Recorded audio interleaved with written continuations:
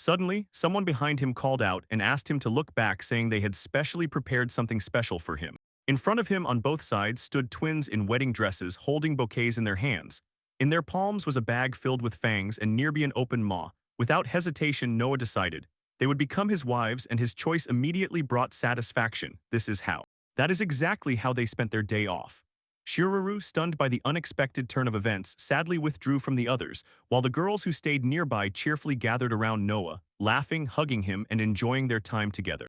When it got dark, Noah exhaled with a warm smile, staring at his sleeping gear. Since they arrived in the city, there had been constant tension everywhere, and the hero was glad that today they could finally rest for real. The next day the heroes passed through the rocky wasteland. The river, exhausted and stepping heavily, sighed through fatigue as it told Noah about its day off. The girl. The girl pulled a heavy cart behind her and said she had spent the whole day playing with the little ones. Noah also admitted his entire day had passed the same way, was busy with family. After that, they resumed their tasks, barely managing to finish their short break. While the bribe was rolling behind the cart, Rika managed to notice Noah had also spent the whole day with the family, and then quietly admitted she could no longer bear such an unbearable burden. The hero immediately saw that something was wrong with her. He checked her condition, asked how she was feeling, and became interested in what exactly she was transporting in the cargo. In their carts lay cursed equipment. Rika did not go into details and only said that they needed to deliver all the abandoned things to a special place and that very soon they would show it to Noah. She also emphasized, no talking on the way. The girl in glasses stopped right at the edge of the cliff. Rika sighed with relief, and Noah involuntarily froze at the open view before him. She leaned down and declared that they had reached the cursed grave. It was DDDDDDDDDDDDDDD. Desolate rocky space strewn with abandoned cursed equipment gave it a gloomy name, Cursed Graveyard. No. Noah froze at what he saw and realized. This cemetery had become the last refuge for dangerous things that no longer had owners. Sniffing down, they passed among scattered cursed things. Noah looked back and had no doubts. This place resembled a dump. The same threatening aura scared him to trembling. When his gaze caught broken and gloomy pieces of equipment, the hero was pierced by a feeling of fear. He realized that any mistake could take the lives of his comrades, and this thought made the tension even more unbearable. According to the documents, Lors ordered the heroes to transfer all the cargo to the designated place and immediately added, disposal of cursed equipment is the task of Noah and Rika. The heroes stopped. Rika exhaled heavily and agreed to the terms, nodding to call the young man to work. Nearby stood Noah. He awkwardly obeyed her order. In his thoughts, the young man repeatedly returned to the tragic fate of the destroyed equipment and already knew for sure. They could not be helped. But glancing at Lors, who was intently reading the document, he decided to act cunningly and reached for the cart where the equipment designated for disposal lay. Rika instantly caught what the boy was doing and sharply rushed to him, demanding an explanation for his actions. Noah froze in place. He did not expect to be immediately exposed. She burst out shouting and began explaining to the boy that he had no right to touch the cursed equipment. Noah turned to her and only awkwardly apologized for what he was about to do. His heart was pounding wildly and his gaze was fixed on Rika. He realized this was truly a dangerous trick. If it were not Rika but Lors, the consequences would still have been inevitable. He cautiously glanced toward Lors. She was still reading the document, not hearing Rika's shouts. But as soon as Lors caught his gaze, she addressed the heroes. Time to get to work. Nor and Rika, having dug a deep pit for equipment disposal, continued digging. The man stubbornly told himself that he had to do exactly this work. Together with Rika, they threw a whole pile of broken equipment into the pit, but this work turned out to be a real emotional blow for the hero. He simply stopped, and with a gloomy face, stared at the pile of equipment. Having finished the work, Rika stretched and decided to return home, but as soon as she left, something suddenly caught Noah's attention and he noticed it. In the middle of the desert stood a giant wooden cross sealed underground. Noah stopped to take a closer look at this strange find. He decided that two divine entities were intertwined, but they had no connection. He decided that this cross was also a cursed weapon and continued to stare at it. Lori noticed how the boy was looking at the object with interest and addressed him. Taking his gaze away from the cross, he awkwardly scratched the back of his head and smiled at the girl, as if to say he was struck by the beauty of this cross. Thor noticed how that man became interested in his words about the mysterious ghost. Her face did not change, it remained calm, but confidence was evident in her gaze. The question confused him. He did not answer immediately, staring at her with a bewildered look. Then he spoke again about the ghost and Lors replied that it was a common topic, so there was no need to prove or delve into any subtleties.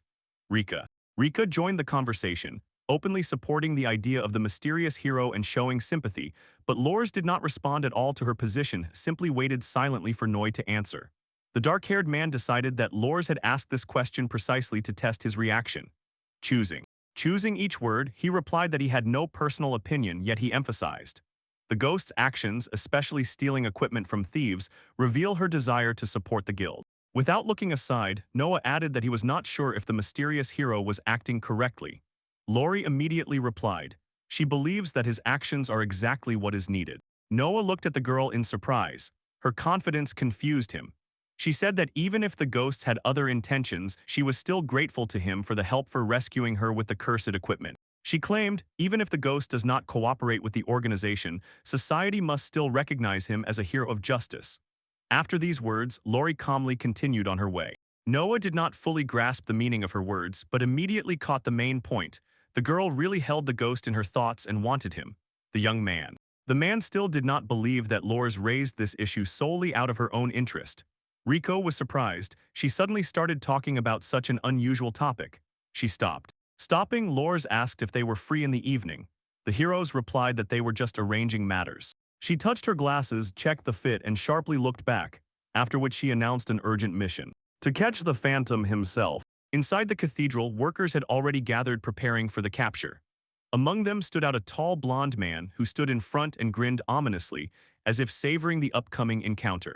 Returning to the city, the heroes pushed through the crowd of investigators. According to Lors, that morning, a message from the Phantom arrived at the Inquisition headquarters. He stubbornly announced his intention to steal the stone, which held special significance for him. The cathedral was already guarded, armed, and ready to repel the alien. Meanwhile, Noah, hidden on the cathedral roof in his ghostly form, calmly waited for the right moment to infiltrate and boldly smiled at what awaited next. Standing on the roof, the young man mentally admitted he had never before made a plan of such a level for the headquarters. He simply could not do such a thing. We never recalled sending any such message, neither for fun nor as someone's cunning fraud. Carefully peeking out, he quickly assessed the situation. We managed to notice one thing.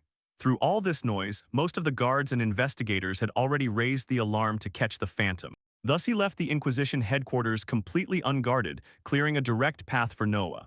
He glanced at his nearest target and crouching froze. Noticing the moment to jump, he leapt from the roof straight to the headquarters, gathering himself so as not to miss this incredibly lucky chance. After all, it was there that his moment awaited him to lure out the long-awaited pass to the sacred city. The team. The commander sharply ordered the guard not to hesitate for a second and catch the Phantom. At that very moment, on the observation deck of the Inquisition headquarters, one of the guards watched the commotion over the cathedral with envy. He wished to be right in the midst of the events. His comrade sharply silenced the complaints and forced him to be quiet, ordering to follow commands, when suddenly a strange sound cut into the conversation. They looked around and one of them froze in surprise because the bell rang earlier than expected, as if warning of danger. From above, a sack with an open maw and sharp fangs fell on the guard. It completely covered the guard, devouring him from sight. At that very moment, Noah slipped out of the shadow and began to carry out his plan. Juju sarcastically remarked that the headquarters' security was too weak and asked how many like them had managed to sneak inside. 2 sentry operators were already lying unconscious back to back. Noah nodded and confirmed. Thanks to the sound collector the girl was holding, they would not make a single sound. The soundproof barrier prevents it. Before one of his eyes floated, a compassate was supposed to show the hero the right place. The activated compass softly lit up and clearly indicated the exact direction to where the location that the NOAA pass was supposed to receive was stored. The passage ran along the upper floor of the central tower. Noi fixed his gaze on the structure itself, carefully studying every detail. One more moment and his path to the goal would be complete. He was no longer. He had no doubt about the accuracy of the compass after all. While working as an investigator, he had managed to memorize the layout of the headquarters. Before him stood a giant gate, framed by majestic statues of the commander with mocking smiles. This was his office. Noah cast only a cold glance at the marble faces and immediately set to his task. Juju immediately grimaced and defiantly said that the decor here is tasteless. Noi glanced at the door, checked the lock, and realized, it is simple. A key is needed, but it can be picked. This gave him a bit more confidence. Without wasting a second, SVI slipped into a puddle of slime, spread through the cracks, and seeped into the office to unlock the door from the inside. Returning to her usual form, she reported there was no one in the room. Noah ordered her to deal with the doors.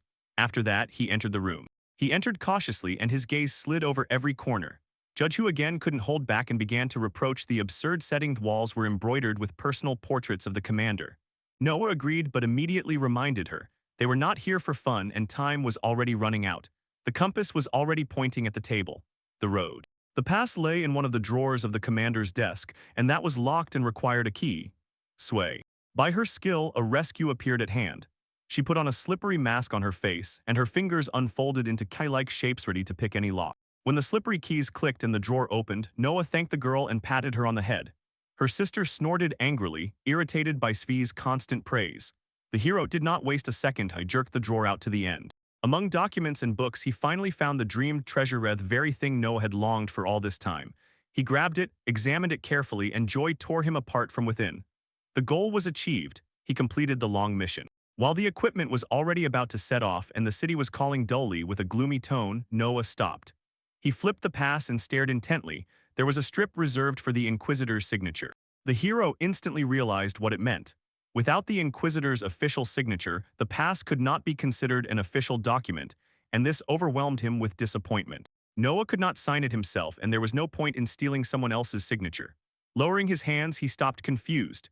The result unsettled him because he had been working towards it for quite a long time. But just then a voice full of pain sounded in the corridor and the hero immediately turned, involuntarily drawn to the sound. The door burst open and Noah managed to react just then.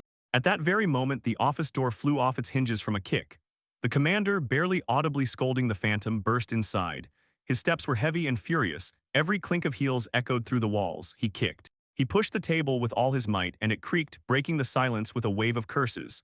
The commander was seething with rage. Muttering that the phantom had not appeared at the promised time, he vented his anger on the furniture. Hot steam burst from his mouth. For now, Noah hung from the very ceiling right above Chester. His gear worked. It turned into elastic slime so he could hide before they caught him. But the commander couldn't calm down. Veins bulged on his forehead. Rage was raging. Yu mentally noted how skillfully the equipment worked. In response, Noah thanked his assistant and she quietly chuckled. The man had no idea whether the phantom's letter was just a setup, but there was no time to think. He would deal with the past later. Gripping the slippery rope, Noah carefully descended to avoid attracting Chester's attention. Suddenly, the slime clearly detached from the ceiling and slapped the boy's shoulder with a click. Noah flinched and twitched at the sharp screech, but the soundproof barrier remained intact. Standing behind the door, he saw a dark figure ahead in a long robe. He couldn't make out the face. The stranger stood with his back to him and the hood concealed his features. Noah caught a sound that broke through the barrier. At that moment, Chester sharply turned his head and looked around cautiously. The commander immediately spotted the figure and shouted fiercely. He was stunned. Why did that mysterious ghost dare to appear right in the headquarters? The stranger in the mask held a bag filled with stolen items and was in no hurry to disappear. While Chester stared at the figure, Noah managed to quietly hide behind its back. He was equally struck by the sudden appearance of the second ghost. Meanwhile, the commander had already drawn his sword and rushed to the door. Heavy footsteps clanged dully and sharply in the silence. As soon as he stepped outside, his stone statues collapsed on him with laughter. The commander raised his hands in despair and tried to hold them to prevent them from crumbling from the impact. The stranger turned to Noah and said in a calm voice that now they had enough time. Under the hood, a mole under his lip flashed sharply. The stranger extended his hand to Noah, as if inviting him to go together. Without waiting for a response, they disappeared, and Chester again rushed to search, walking the empty corridors, clenching his fists in rage. The new guards glanced at the commander and timidly parted, not daring to open their mouths.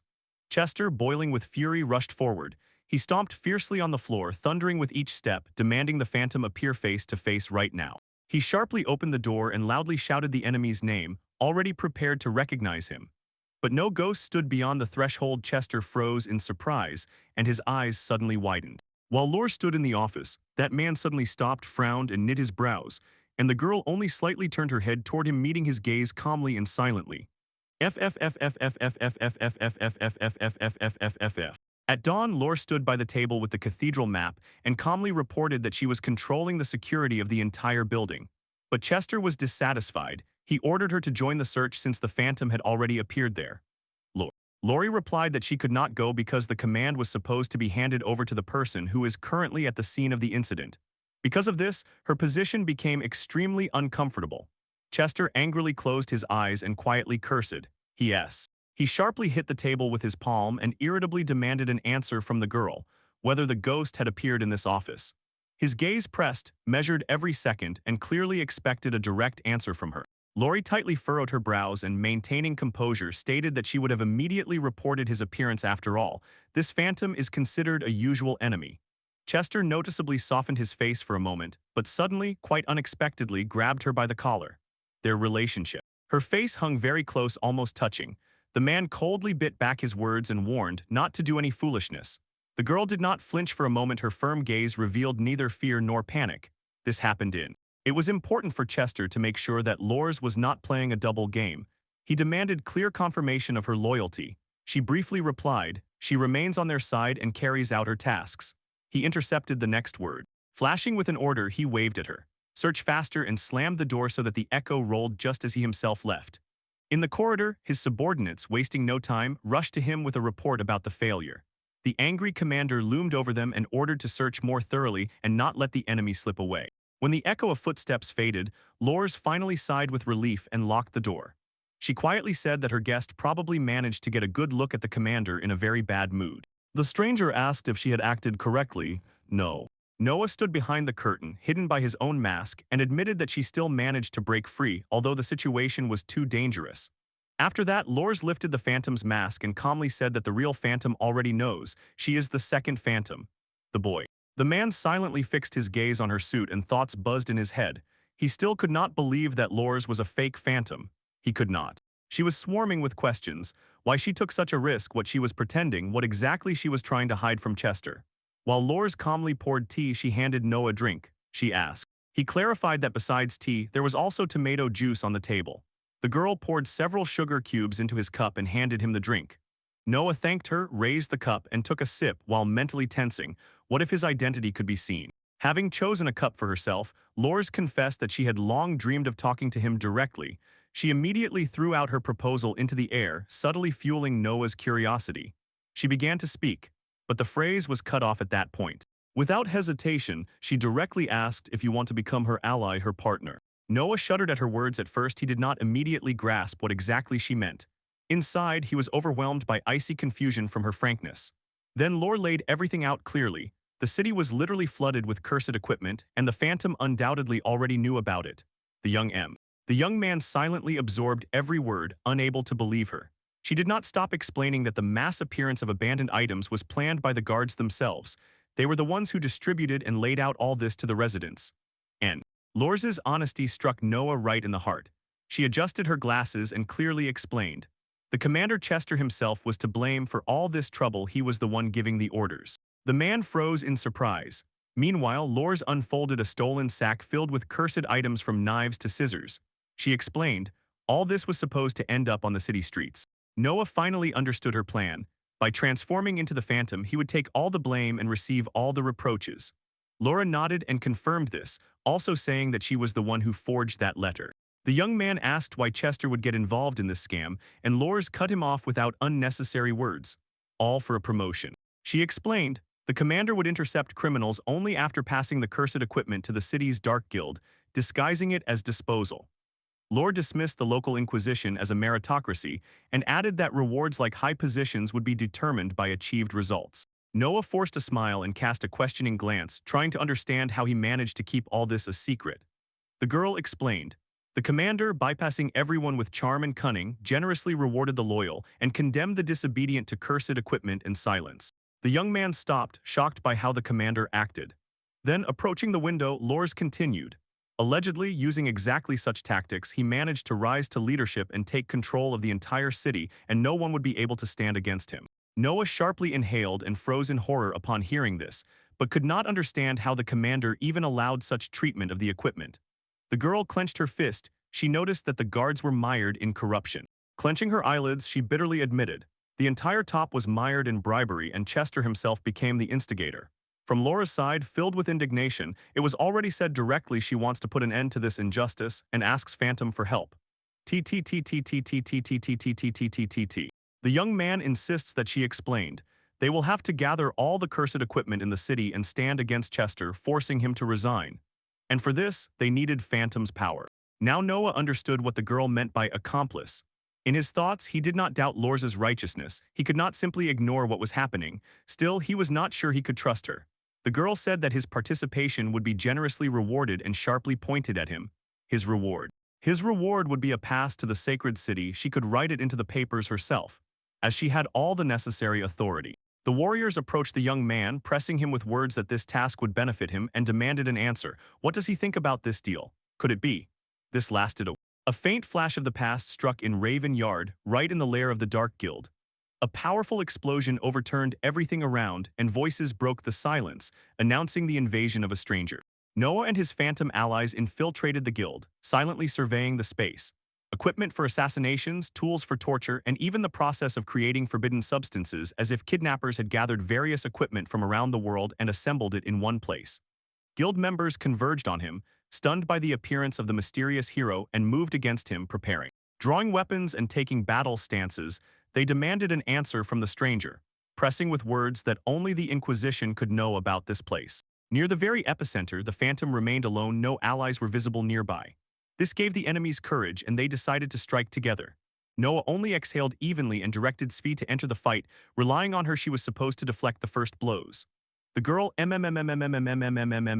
froze with a sudden jerk, trying to hold on under pressure. The girl unfolded a slippery defense with one move. She scattered the opponents aside.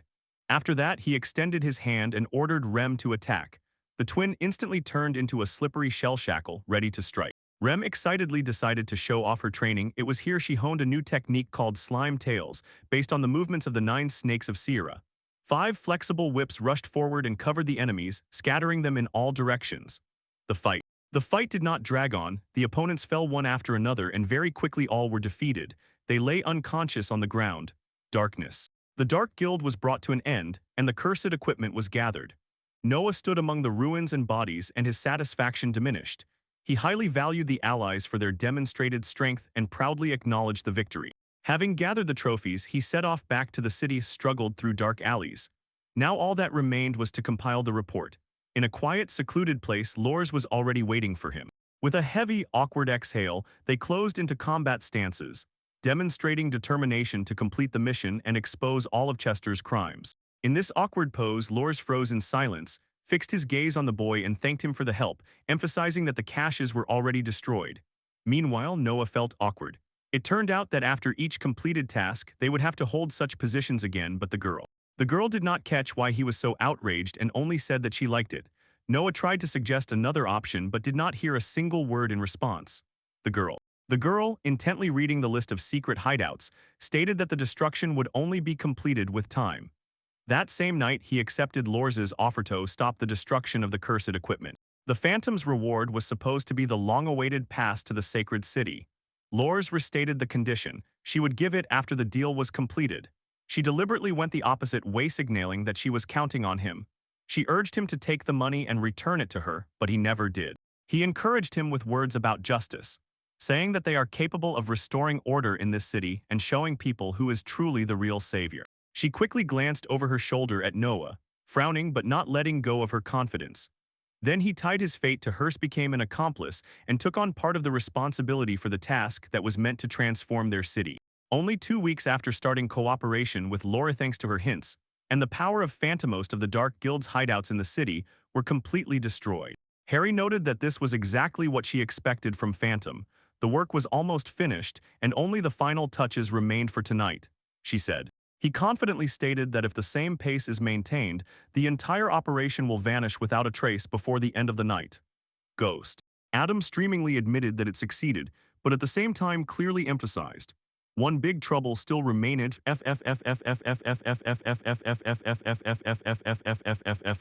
The problem, as Laurie managed to explain, was ultimately reduced to the King of the Undead. Gloomy rumors about him were circulating throughout the city. They further told as if it was about the King of the Cemetery.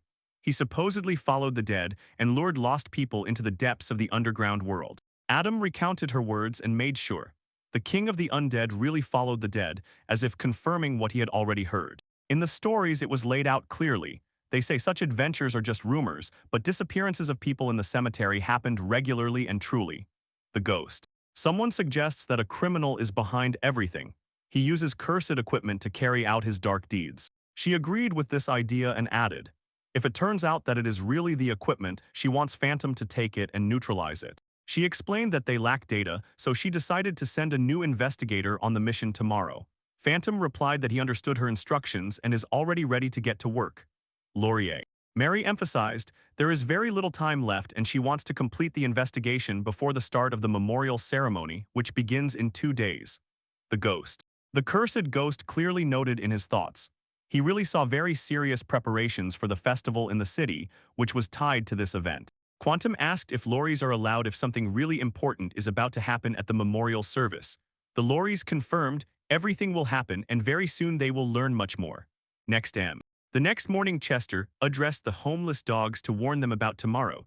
That was when the memorial ceremony was planned to be held. He explained, today exactly an inspection from the holiest city was supposed to visit the town. So this arrival was perceived as an exceptional chance, which happens extremely rarely.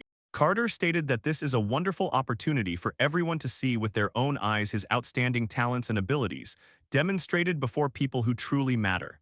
He warned, no one must disgrace themselves, neither fail face down in the dirt, and act more cautiously than usual.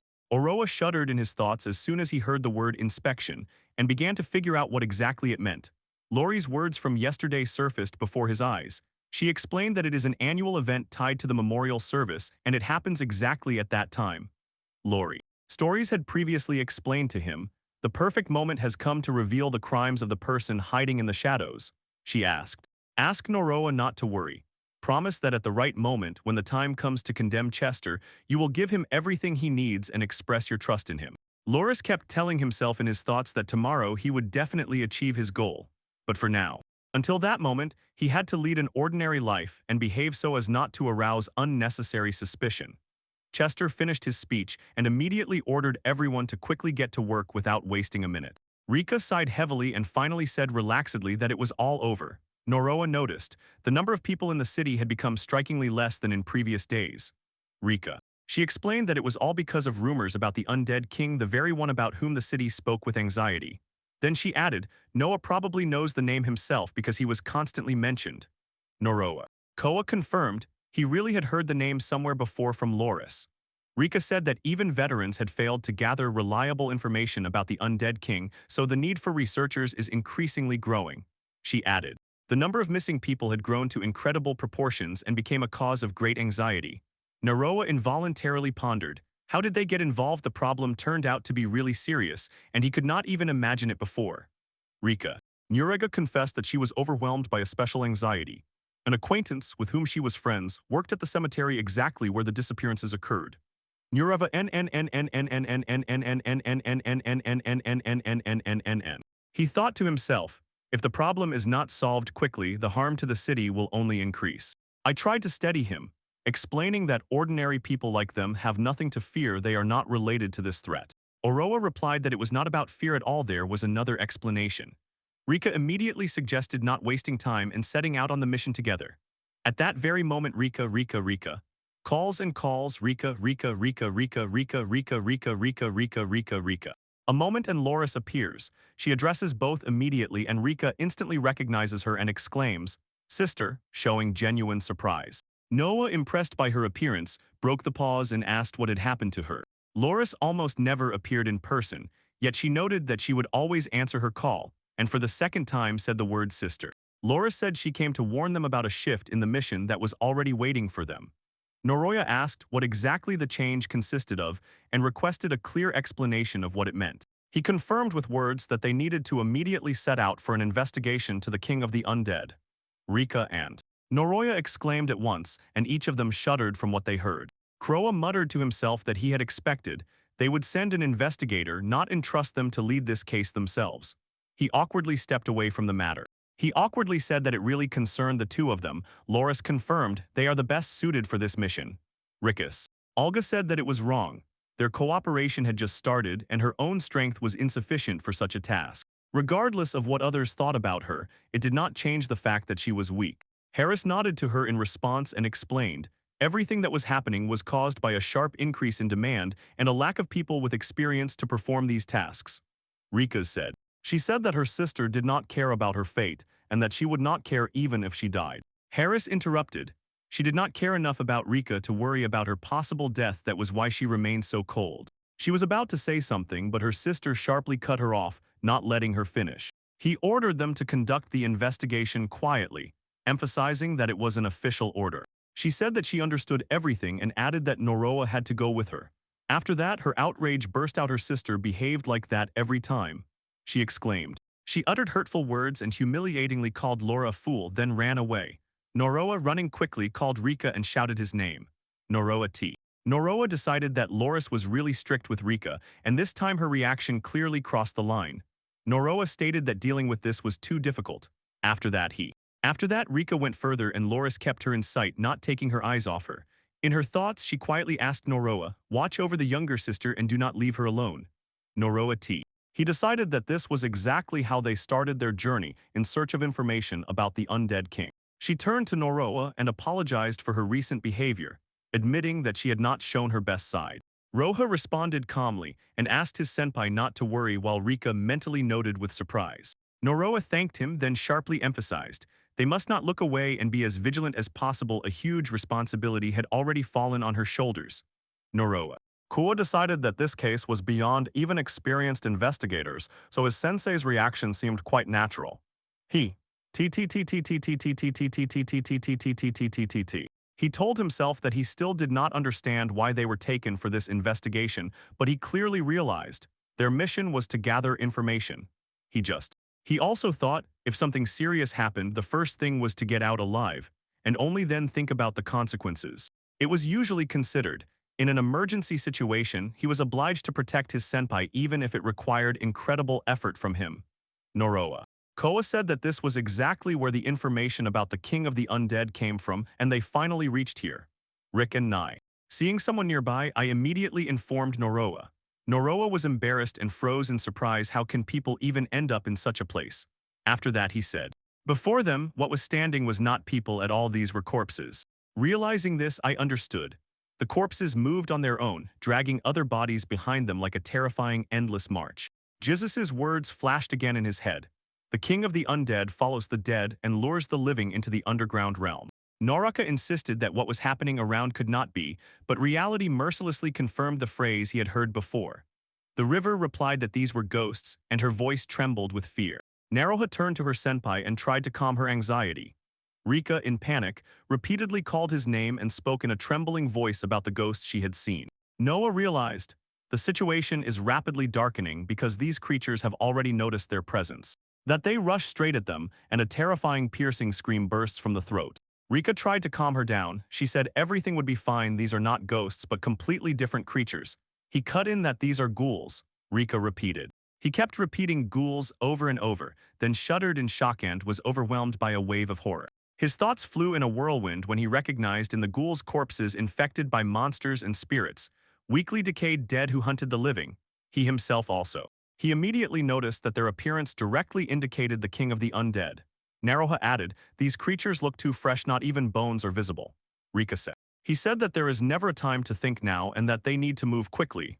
Wandering dead. He began to utter words about everything being done for the king and, his speech struck with a dreadful fear. Nora was sure ghouls really can talk, and at this thought, he rumbled about the king. Rika uttered the name Noah and fear pierced her voice. Norika stated that these creatures closely surrounded them from all sides. Rika froze in shock and horror, absorbing what she saw before her. Noah noticed that what was happening looked strange. Ghouls by their nature have no intelligence, let alone capable of deliberate, rational actions. He admitted. He involuntarily admitted. The situation had become almost hopeless because there was no way to break through the encirclement and things were getting worse and worse. Rika saw. She said that it was entirely her fault because she was the first to notice these creatures. He stated that the blame did not lie with Rika, because the whole situation did not depend solely on her actions. She declared that she would take responsibility in any case and added, at least her duty was to protect Noah in this dangerous situation. Noroa T. He turned to her and spoke, asked how she was holding up and wanted to make sure she was okay. When Rika spoke through despair, begging to be told where the ghoul's vulnerable spots were, because she needed to know this to save herself and defend herself. Ghoul. They burst out pronouncing her name, each time repeating it again and again, distorting the sound with eerie voices. Soon the creatures picked up the same and endlessly dragged out the syllables, as if unraveling the word, and in their language a strange, barely audible subtext emerged. Noah could not contain his surprise as soon as he heard their strange cries. The ghouls reached out their hands to her and uttered the word material. Rika screamed. When they approached her, she burst out screaming in fear. In Noroa's mind surfaced the question, what exactly did that material mean which they had just said? Rika screamed. Frightened, she shouted that she did not understand what they wanted from her and begged, "Let her go, Noroa." He caught with his eyes how their hands took her away. She was about to be kidnapped. Noroa rushed forward and screamed, calling the name Rama. A voice is heard. It sounded, "Give me everything. Gather confirmation and announce the activation of the mucus sword in imaginary mode."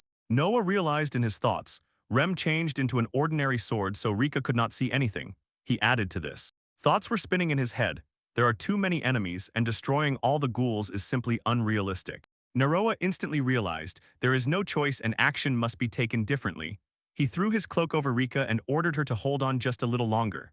Rika was almost. He froze in surprise and never understood what exactly was happening. Norover admitted he was not eager to unleash his hidden skill, but times have changed, it became necessary. He activated the Batijutsu technique, cutting a path forward, and told the senpai, "The road is already open, we must go while there is still time." Noroa also ordered them to leave immediately. Rika let out a prolonged scream, and confusion and shock mixed in her voice. She did not understand what exactly was happening. Rika said that they managed to break away from the pursuers, and that these creatures were no longer chasing them. She exhaled quietly and sighed, unable to believe what was happening. She stated that she did not understand how everything happened and added, "Noroa managed to destroy all those ghouls." Noah was silent for a moment and blurted out only a few words. It was clear he was trying to hide the truth.